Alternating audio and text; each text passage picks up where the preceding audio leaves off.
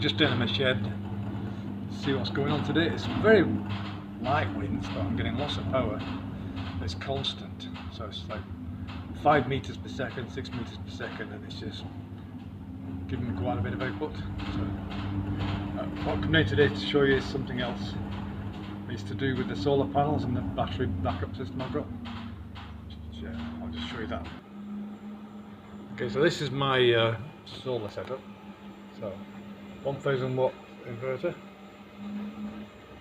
and you see the voltage is 29.6 coming off the solar panels. We've got three 315 watt ones, and I'll show you a time of day, as it were, which is, listen, it's pretty early in the morning as far as the sun goes.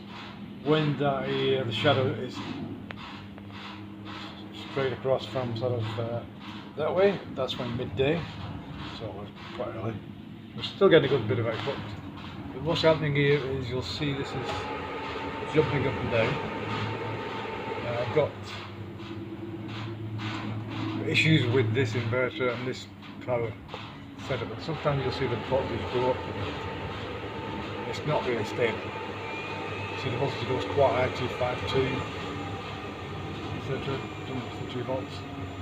So it gets up there, and when it reaches, when this inverter and the other wind turbine inverter push the power up, this one is the first one that trips. So I've got to work around for that.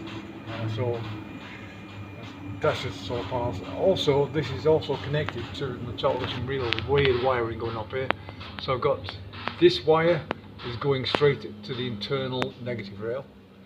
This one goes to the internal positive rail. The one's at the back of the solar panel. So I've got these two coming straight off the solar panels. So that's that. And then if you come down, we've got this relay that's temporary, so I can switch the battery back into the inverter at night. So that, and then over here I've got this little solar charger. Don't buy one of these, they're a piece of shit. This is supposed to be a 60 amp. If you look at the top, the label on it, it's a bit of a giveaway. Get it focused for you. It's upside down, but you see it says 750 watts, 12 volts, 750 watts, 24 volts. 60 amp. It cannot do 60 amp. It overheats. Maximum it can do is 30 amp before it overheats. So they're giving me some money back, and I'm going to keep this one. I've got a new one on order that should do it. Now, next thing is these batteries. Stated at 135 amp. That's total bollocks. These are actually around about 75 amps. So you've got to be really careful what you buy. I got another 2 of them at less than half price for 2 to replace. These are the first 2 I got, and I said I'm going to make bait. These are actually 75 amp hour batteries, and then they agreed, and then they sent me these other ones. So now I've got 150. So you can see there, you see it's 162 ampere hours storage at 29.9 volts. So they've actually gone into float. So what I can do with these at night is, I've got them in series and parallel. So I've got two 24, then I've dropped the wire across here, which joins the middle point together, and the batteries at the back. So over there, the wire comes down somewhere, wherever it is, joins onto those somewhere. It keeps them balanced, in theory. So what I'm going to do next is, my next plan is get the new solar converter, which will be 48 volts, or up to 48 volts. Put them all in series, remove them off this inverter, take them over onto the big 2 kilowatt inverter, and then I'll be putting my wind turbine back onto this 1K inverter, because I'm finding that it can reach, the wind turbine can actually reach 1200 watts, but it's very, very short-lived. So but just go back over there. Okay, so currently this setup has got my dynamic brakes. Now I've actually got some printed circuit boards. I'll be putting those together soon. I'm putting it in a box. I'm putting the knob that controls it on the same box, and then I'll be replacing this one with the one that's up on the wall.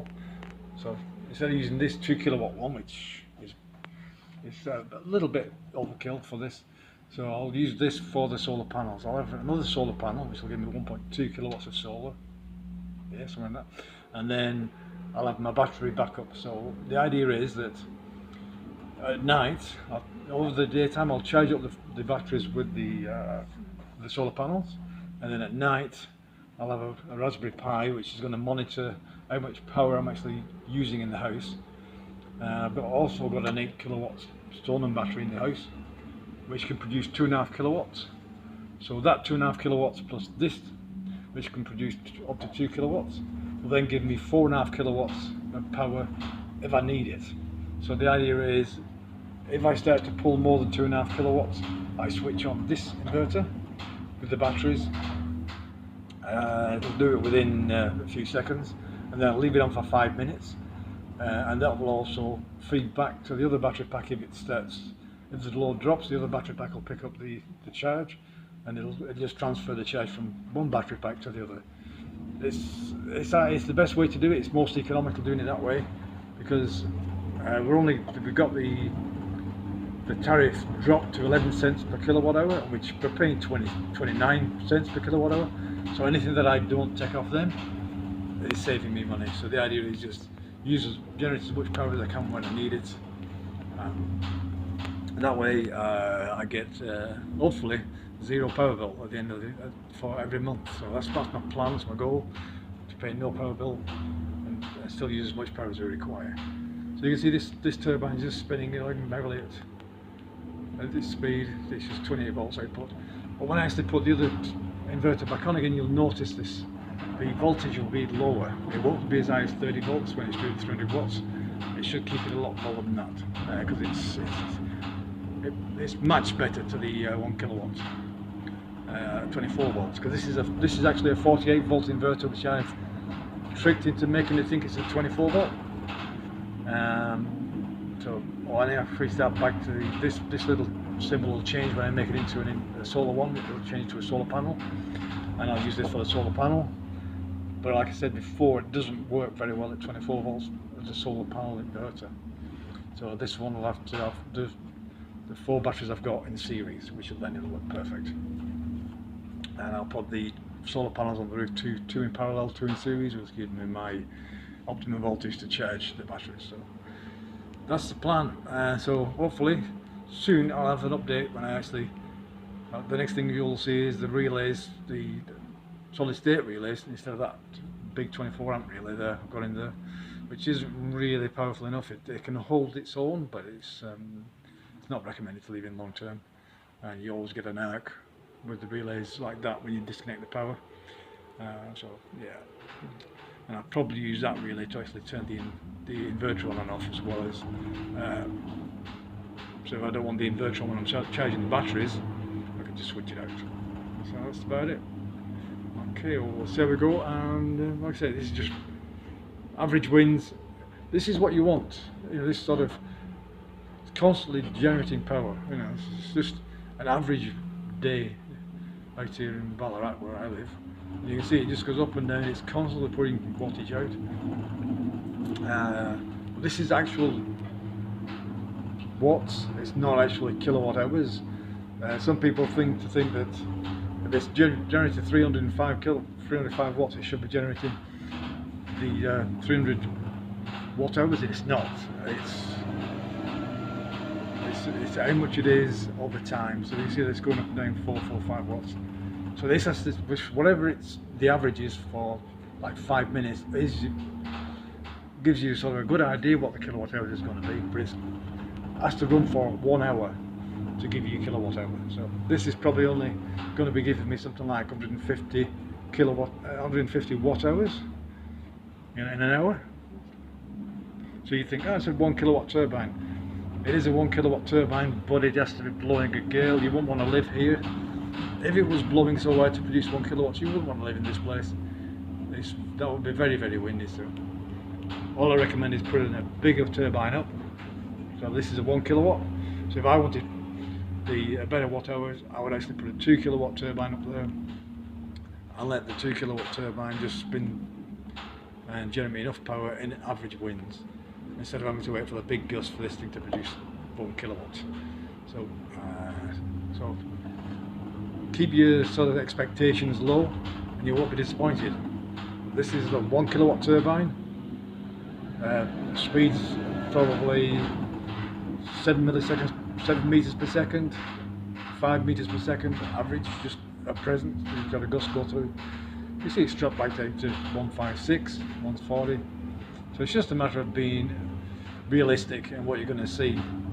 If you're not seeing this, you're going to, most of the time you're going to be disappointed, because it's like I said, we've got just average winds today. Not strong. You wouldn't want to really go for a bike ride in it. It's been quite tough on you, but you could do it. And the days you don't want to go for a bike ride and it's so windy, that's when it's going to produce 1,000 watts. So you won't even go for a walk in when it's so windy up here.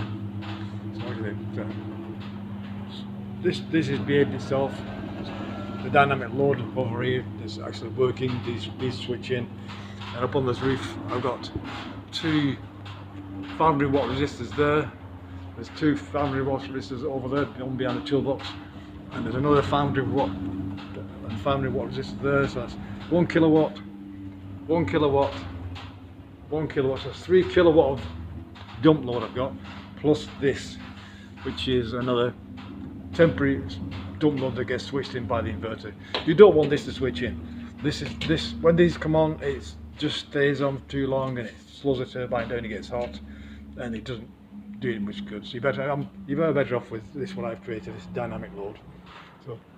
So as soon as the voltage gets too high, the brakes come on, it holds it in place, and the inverter doesn't have to work too hard to control it, and it seems to work fine on the maximum setting, which is number 10, which I've got at present. It's never tripped since I put it on number 10. If I put it on number 9, it occasionally trips in a very, very high gust.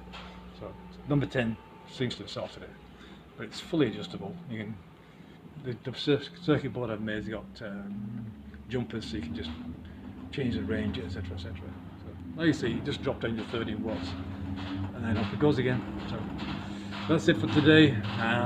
Next video will be when I've got my solar panel and my battery backup system fully operational, controlled by the Pi. So I've got the Pi, so programming that will be a piece of cake, so no problem for there, and we'll see how it goes. Okay, bye.